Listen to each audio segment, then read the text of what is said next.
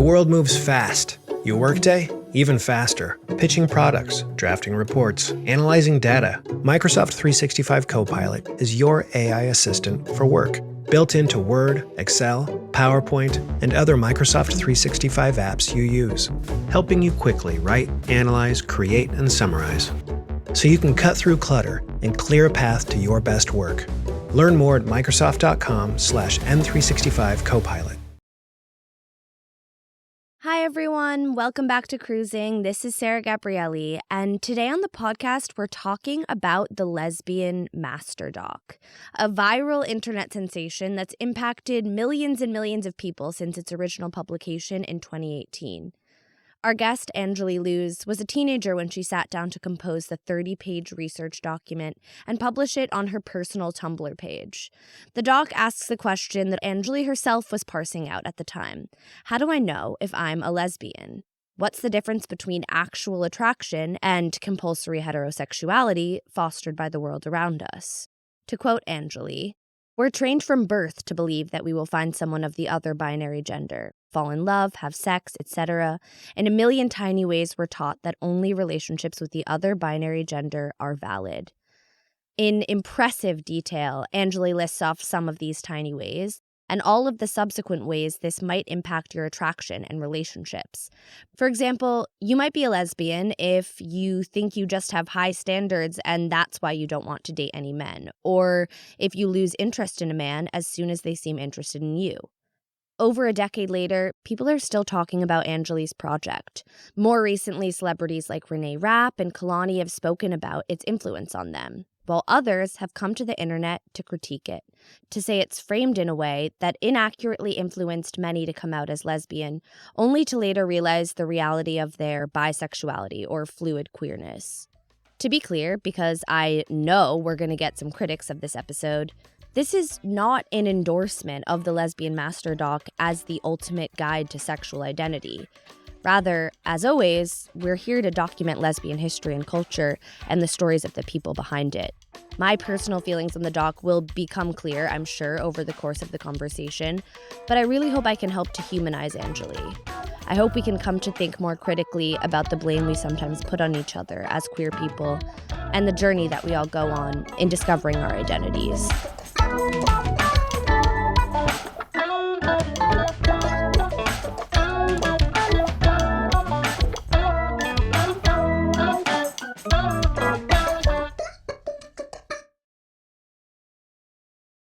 So basically, Adrienne Rich came up with comphet and how all women across society are told to be attracted to men.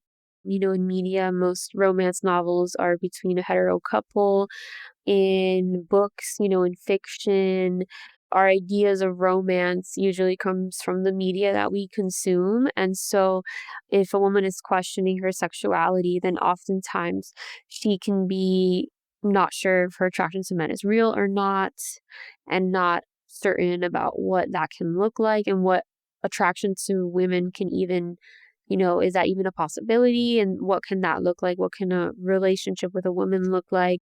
I didn't read the doc when I was in a place in my life where I was trying to figure out my identity. I read it more recently, but it is something that I've always thought about, this general concept of attraction in general is so finicky and learned and innate, but also we're constantly experiencing things that are informing our attraction or lack of attraction.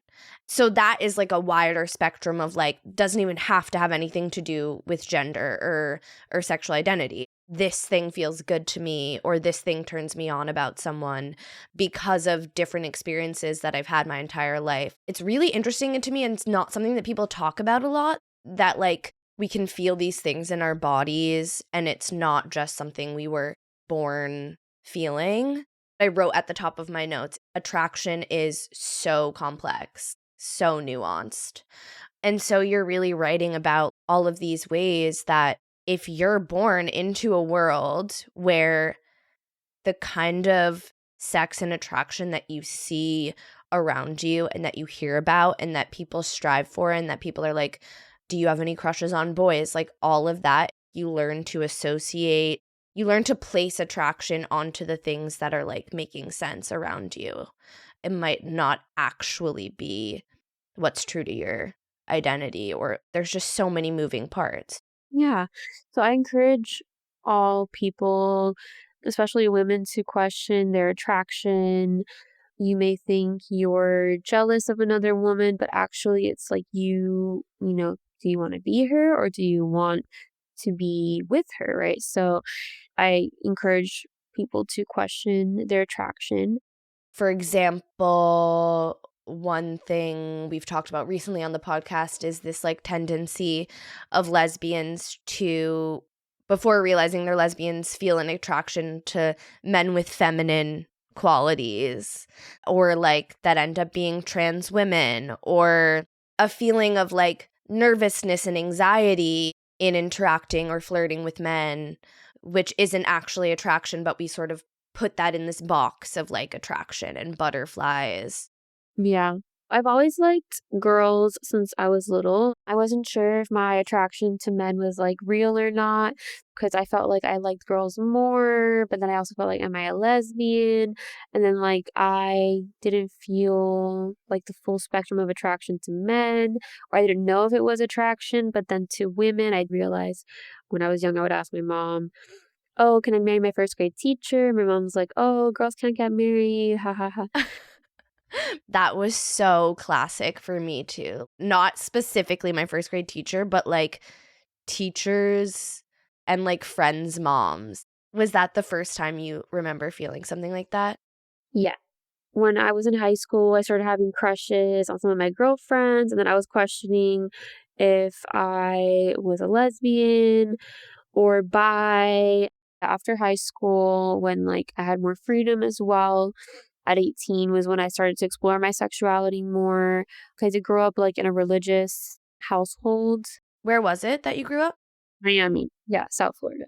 So like that moment where your mom is like, girls can't get married, there wasn't any sort of more to that discussion of like, well, some women love women. It was just kind of shut down when you approached your mom.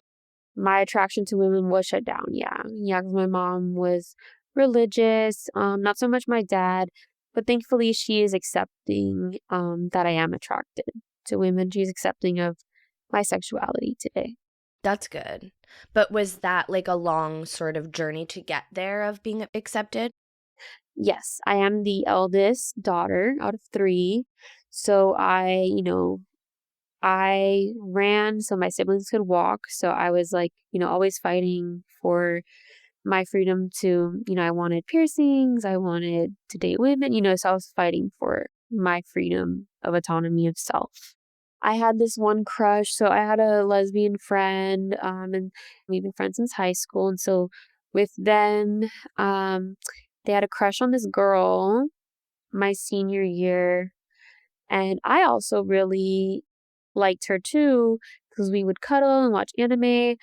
And I was in a long distance relationship with a guy that I was like questioning if I was a lesbian. But like I didn't want to like date her because my friend had a crush on her and I wanted to be loyal to my friend. Was it like the thing of like there's one out lesbian, so everyone is kind of pining, every sort of suppressed queer is pining for this one lesbian that's out? That was that person. No, I don't think everyone was pining for them, but there was like, I did know another like out lesbian in my color guard and she was very vocal and me and my friend both had a crush on her at the time. We were like, oh, she's cute. But yeah, I know what you mean because there is something mentally like once women know that you are attracted to women, then they start seeing you differently. And sometimes they develop feelings or the opposite, which is like, oh, I don't want you around me. And they're homophobic. It's great that you had friends you could talk to about this stuff as a teenager. It's not like everyone around you is in this religious bubble. It's just you happen to be in this family that has this belief system. Miami, I think in general, was more diverse, like the Miami Broward area. My school had multiple gay people, multiple trans people, very diverse. My parents are Cuban immigrants. So it's just like, it wasn't like frowned upon. Does that make sense? Like, people weren't bullied because they were gay or trans. Like, people were more accepting. Like, I wouldn't say they were 100% accepting, but they were more open. Mm-hmm. How old are you? I'm about to be 28. You were making me think that you're like a lot younger than me because that wasn't, I feel like I grew up in a kind of liberal town. I'm 29. And when I was in school, everyone was kind of like low key liberal, but like you totally would get bullied for being queer. Maybe there was one or two people that would be, dicks, but like a lot of people would be like, oh, like you're homophobic. Oh, they don't like homophobic people. They didn't like racist people. Was there like a catalyzing event where you end up sitting down and getting into the thick of this research and writing? How do you end up sitting in front of your computer and doing this for 40 hours?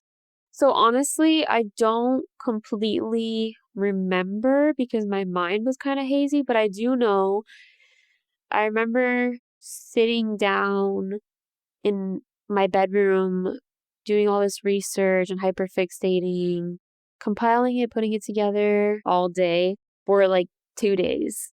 I just remember like zoning in, like hardcore it might have been more than 48 hours. I don't exactly remember because it was like almost a decade ago. Because it came out on Tumblr, right? Was that a big outlet for you at the time? Like, were you doing a lot of things on Tumblr? Yeah. I was pretty much bullied all of my life, so Tumblr was like my escape from all of that. Being like the quiet, weird kid. I'm autistic and I also have ADHD, so I was very like easily overwhelmed or overstimulated. So I just was really quiet and didn't really show like a lot of facial expressions. I remember like I was on Tumblr when the flags were being developed and the non-binary terms are being developed, the terms and the labels and stuff. It was, during that time. Did you already have a big community on Tumblr? Like, did you know you were posting it and a lot of people were going to read it?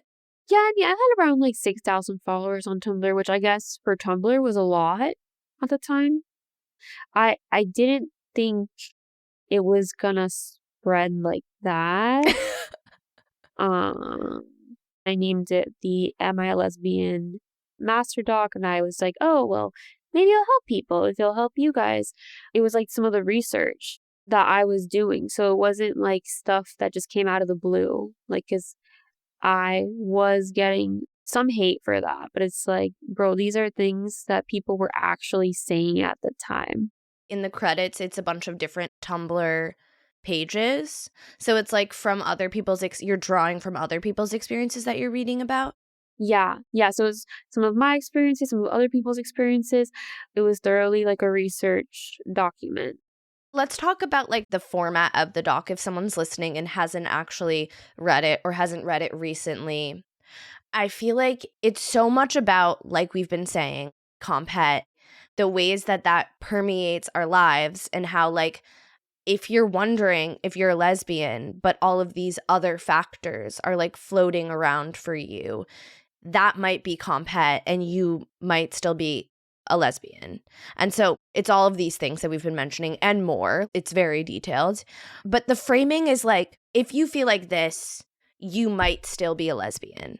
This document is not saying you're a lesbian because you feel like this. It's saying like you might be, you might still be. So you could try out the label if you want. Does that feel accurate to you? Yeah, I think it is important for people to, just like with gender identity, for people to see what label fits for them and if they want to experiment with labels, but then they realize, oh, maybe I'm not a lesbian or maybe I'm not trans, and that's okay too. And I think people should have the freedom to do that and to come to their own conclusion, and especially at a young age when you're like exploring yourself. But some people even explore their sexuality like way later in life. Is there a big conclusion that you come to for yourself after writing all of this? At the time, I felt like I was a lesbian and I had no attraction to men, like whatsoever. For like those years that I identified as lesbian, I didn't even like one guy. One thing that you write about is it being a now identity.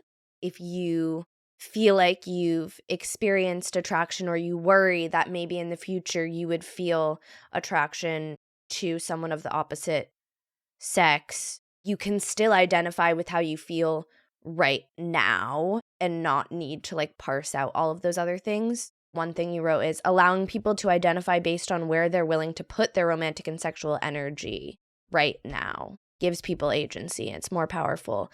I feel like that's kind of controversial.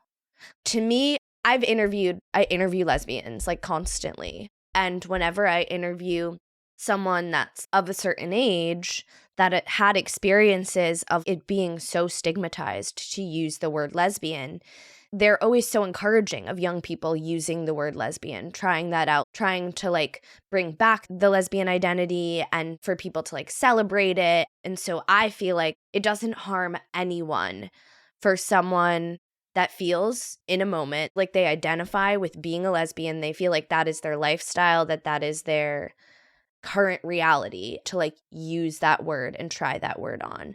But I think that is controversial. I think a lot of people feel like you're bi, that's bi erasure. I think a lot of people think of that as bi erasure. I feel like it's very personal for each person. I'm not a fan of like people policing people's identities. It's kind of like personality. Like there's just been this whole psychological debate. Is personality nature or nurture, right? Is it genetic or a result of your environment? And it's both, right? It's nature and nurture with things like sexuality. Some people have known since they were born, right? And for other people, it was nature and nurture. And I think people should stop demonizing that, and they should really give people the room to explore themselves, right? If someone wants to explore their sexuality or gender, even if it's because of the environment, trauma, even if it's because maybe they're young and they have other friends that are like, you know what, I want to see, like, maybe I want to try out just dating women, and maybe I want to try on the lesbian label, see if it fits me, then they're allowed to do that. And I know that is controversial. Obviously, you're not going to identify as a lesbian and like date guys, right? But like if in the moment you feel like only attraction to women, you only want to explore being with women, then you can. But for other people, there's other tons of bi women that they totally know, like, hey, I do know for a fact I'm attracted to guys. I do want to explore being with women, but like, you know what? I'm very secure in my bisexual identity, and that's okay too. So it's very personal at the end of the day. I think humans in general just do like to do the black and white thinking, and people are very divided on things, and nobody can see like the colors in between. And if you think about it, the queer community is very accepting of people being on their own gender journeys, pronouns changing and adapting, and that is something that's like so common. And then we feel really protective of specifically the identity of lesbian and the identity of being bisexual. Like people feel so protective of that. It's interesting. But yeah, it's this concept of like, it doesn't matter. This is controversial too. It doesn't matter the reason that you only date women or only have sex with women. If that's your reality, then you can be a lesbian. Does that resonate with you as well? It varies. Like, it depends on if that's how someone wants to define it for themselves, then they can. I do see exactly what you mean about like people are more open about gender, in Stone Butch Blues. I believe there was like a trans guy who identified as a lesbian, but there's non-binary lesbians, there's trans masc lesbians. There's a lot of intersecting identities, right? A lot of things are like intersecting. And I understand why people feel a lot of frustration over it, because they are being protective over their identities and, recently gained their rights. But you also don't want it to be to the point where it's like a cult, They can identify as bi if they want, they can identify as a lesbian if they want, and explore that and then come to their own conclusion and be supportive of them through the process, instead of, I did get demonized as soon as I came out as bi. I saw the switch flip, right? Because people are very black and white. I did get a lot of DMs too of people being like, oh my gosh, help me figure out my sexuality. Like, I don't have the answers for you. No, I am not. You're the identity guru. Now you've made a name for yourself. I don't know. Like, that's your own journey. Yeah. Planning a wedding shouldn't feel overwhelming. The Knot brings everything together in one place. Vendors who get your vibe, a custom planning checklist, guest list tools, and a free wedding website that syncs with it all. So instead of juggling a dozen apps and spreadsheets, you can actually enjoy getting married. Get started at theknot.com/audio. The Knot. Let's plan your wedding together. This episode is brought to you by Redfin. You're listening to a podcast, which means you're probably multitasking. Maybe even scrolling home listings on Redfin, saving homes without expecting to get them. But Redfin isn't just built for endless browsing. It's built to help you find and own a home. With agents who close twice as many deals, when you find the one, you've got a real shot at getting it. Get started at redfin.com. Own the dream. My day kicks off with a refreshing Celsius energy drink, then straight to the gym. Pre-K pickup, back home to meal prep. Time for my fire station shift. One more Celsius, gotta keep the lights on. When the 3-alarm hits, I'm ready. Celsius. Live, fit, go. Grab a cold, refreshing Celsius at your local retailer or locate now at Celsius.com. Your little one grew 3 inches overnight. Adorable. Also, expensive. Sell their pint-sized pieces on Depop and list them in minutes with no selling fees. Because somewhere, a dad refuses to pay full price for the clothes his kids will outgrow tomorrow. And he's ready to buy your son's entire wardrobe right now. Consider your future growth spurt budget secured. Start selling on Depop, where taste recognizes taste. Payment processing fees and boosting fees still apply. See website for details. I disagree that the doc is biphobic, but it's true that bisexuality it's not acknowledged really in the doc. And I feel like where people get this idea that it's biphobic is that you're saying, like, if you feel this way, you could be a lesbian. And what's not being said, but still implied, is that you could also be bi. Yeah, so I know bi women were saying they thought it was biphobic before I realized, like, oh, like, I'm actually bisexual before I came out about it publicly. But then as soon as I did, some people were saying, oh, now it's lesbophobic. So with the biphobia thing, so that definitely was never my intention. So it's called the Am I a Lesbian Master Doc. Like, I didn't mean for it to become this whole thing. Like, if I was publishing this in a book and I was like, I had an editor, like, there's typos, okay? Like, I know.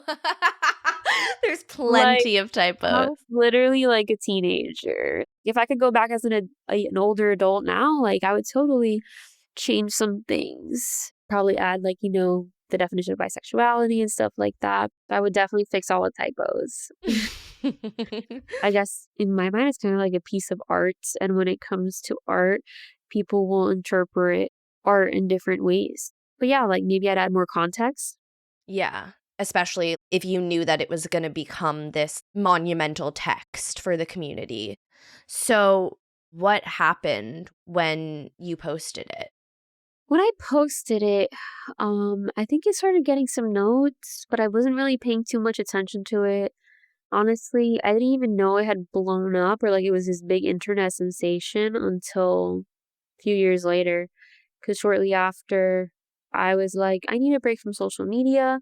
And I really went like on a spiritual journey. Like, I started going to Reiki circles. I started meeting some spiritual friends. I just needed like a break. So how did you realize that it was a viral phenomenon of sorts? I think my friend brought it up to me, like, oh, you remember this thing you made? And I was like, oh, wow. And like, I looked up like on Twitter and TikTok that there was like a bunch of people talking about it. And honestly, I was going to remain like anonymous about it. I'm just a shy person. So I was just like not going to say anything about it. I was looking at the astrology transits and I was like looking at zodiacal releasing, which is basically like this thing where you can kind of look at these significant points in your life. And I was like, oh my gosh, there's like the lot of spirit or something. It's really prominent on this day in my chart. So I'll say something then. And then I did. And like it blew up. You like posted that you were the author. No, I didn't directly post I was the author. Some people were saying it was biphobic. So then I responded. I said, hey, I didn't mean to like make it biphobic or anything. And that's when everybody's like, oh my gosh, like you made it. Was that insane? Was that so chaotic for you? Yeah, like too much clout is overwhelming. Too much attention online is like overstimulating for me. It's overwhelming. I want to go back to what you were saying before, which is that like a teenager wrote this for their personal Tumblr. It's not in a book. It's not in a textbook. It's not on the news. This was your personal project. You were sort of parsing out your feelings. Would you agree with that? And then there's like all of this rhetoric that it made so many people come out, or it like affected all of these people, and that it's somehow like your responsibility that potentially like bisexual people thought they were lesbians from the doc. Again, you were alluding to this, but it's just so backwards to me for that to be your responsibility. Like you put out a piece of media and adults did what they wanted with that. Yeah, I agree. And again, you're not telling people they're a lesbian. You're saying you might be, and you can explore that if you want. There's nothing demanding about or like instructive about it. It's all suggestive. It's all like options and kind of like theoretical. And so then what is the journey for you of like realizing that actually you're bi? I was having some like crushes on like more like transmasculine people. And then I was like, okay, maybe I'm actually like bi. I did feel completely different when I ID'd as a lesbian. I felt like more okay in my body with things like body hair and things like that, because women don't care about that kind of stuff most of the time, sometimes, but it just felt like very freeing. But then also there was obviously like a lot of ostracization and all of that. That's so interesting. So now that you are dating men again, you present yourself differently and you're comfortable with different things because of the male gaze. I would say so. Yeah, I would say like I started being uncomfortable with my body hair again. I mean, I would say like my fashion changed, but I think that comes with like age. Your fashion just kind of changes. But yeah, I would say I felt like the effects of compulsory heterosexuality again, if that makes sense. Yeah. Wow, that is so interesting. I feel like on a existential level, on a principled level, that would bother me that I was made to feel this way, even if I was feeling attraction to men. Yeah, and I think for me, it was like the first time I felt insecure about body hair was this guy in my middle school. I had hairy legs. My mom wouldn't let me shave them. And then this guy in my middle school was like, I've never seen a girl with hairy legs before, and like bullied me for it. So it did come from the male gaze. And when I was only dating women, I was like, well, I don't have to please guys. You know, I still like, I'm learning to be more comfortable with body hair. Sometimes I let it grow out and I'm like, oh, but then like I avoid wearing skirts and stuff. So I'm not truly comfortable with it. But I did notice that. And, you know, I know that's very personal for women as well. Some of the things that women in femmes experience, I don't know if it's like a cognitive dissonance or you know what I mean? It's like we don't really think about those things. You don't think about certain expectations that are on you. It's just like part of your existence. Yeah. It's not something that like feels wrong politically or like, do you know what I mean? Like when you unpack that, it's inherently political.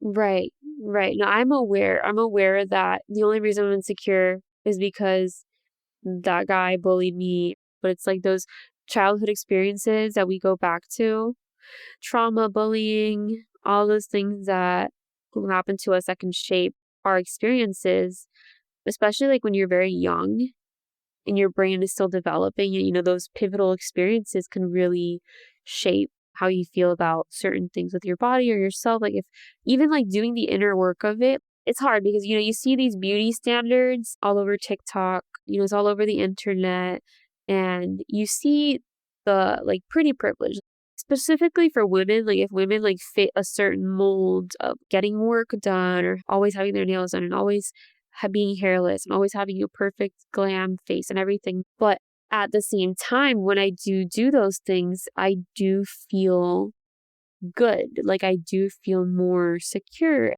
So then you can get into the existentialism. Like, do I feel good because society tells me to feel good, or do I feel good because I feel good? Yeah, I think it's worth unpacking and analyzing like why it feels good for someone, but obviously ultimately the most important thing is to feel good in your own body. And so even if it's these unfair reasons that society's putting on you, obviously you should still do what makes you the most comfortable in your body, no matter what that is.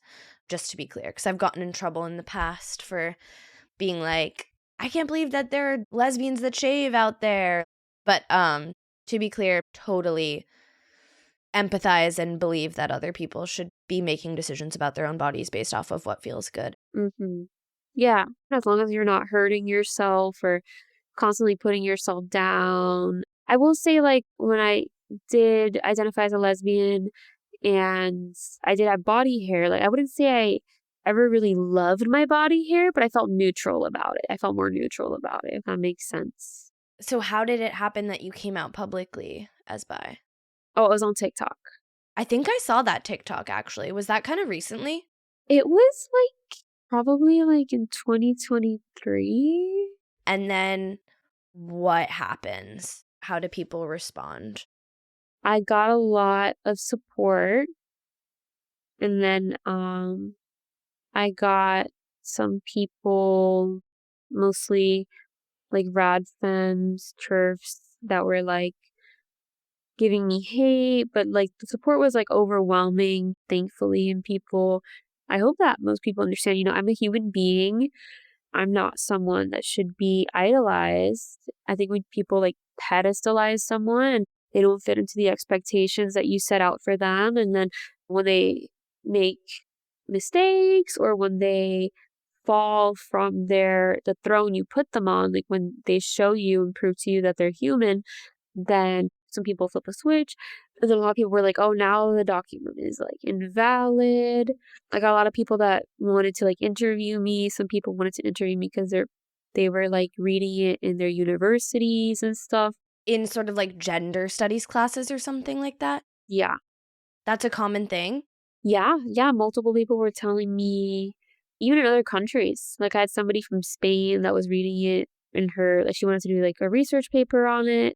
So I could see it as being significant to like the internet. Like I did get interviewed for somebody's like book as well on like how the internet has shaped sexuality.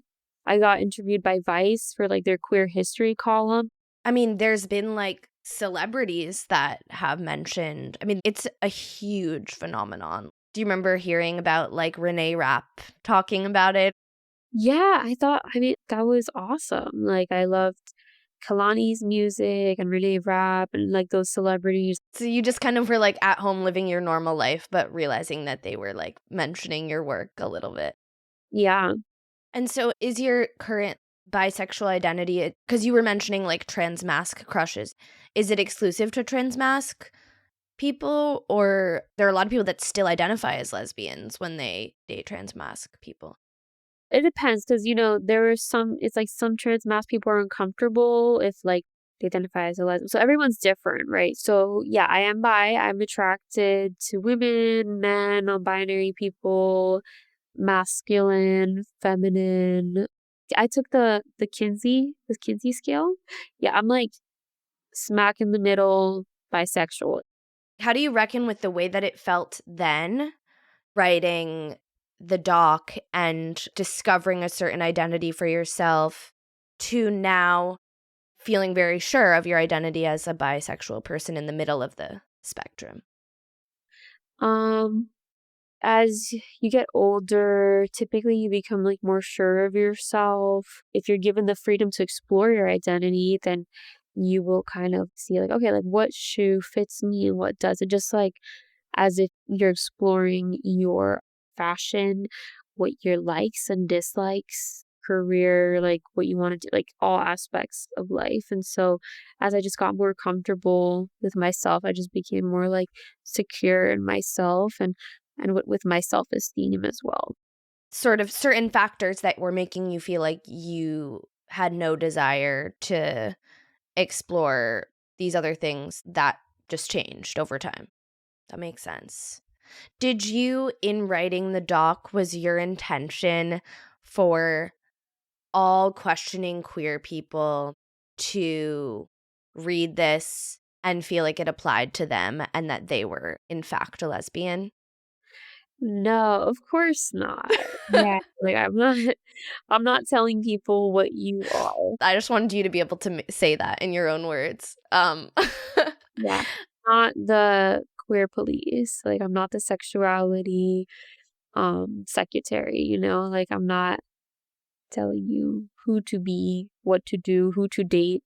It's a very personal journey for everybody.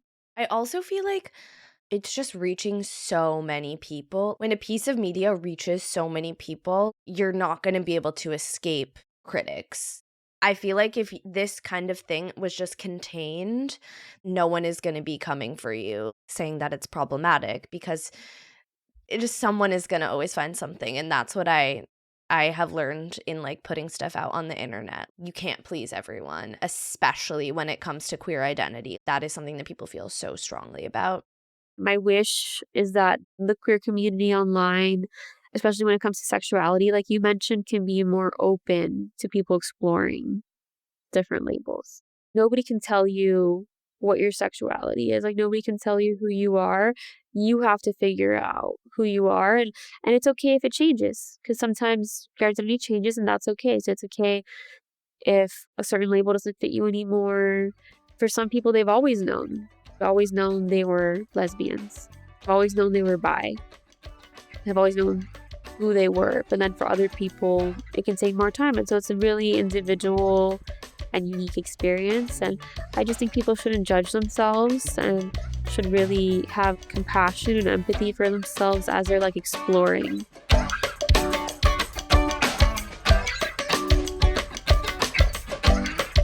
Thanks for listening to Cruising. If you like this episode, please consider leaving us a 5-star review. It really helps others discover our podcast.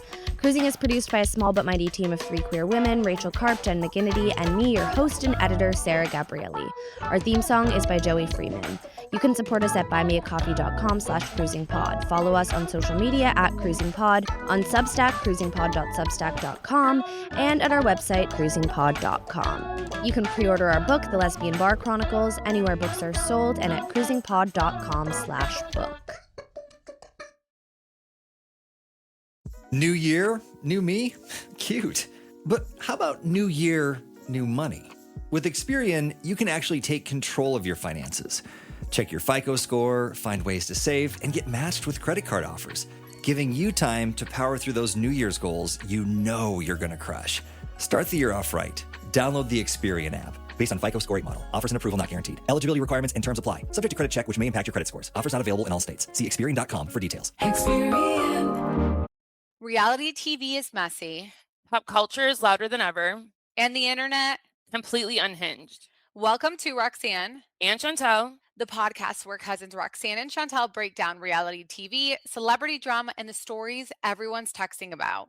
We recap the shows, spill the headlines, and sit down with the stars themselves. No filter, no boring takes, just the tea. New episodes every week. If it's trending, we're talking about it. This is Roxanne and Chantel. Let's get into it.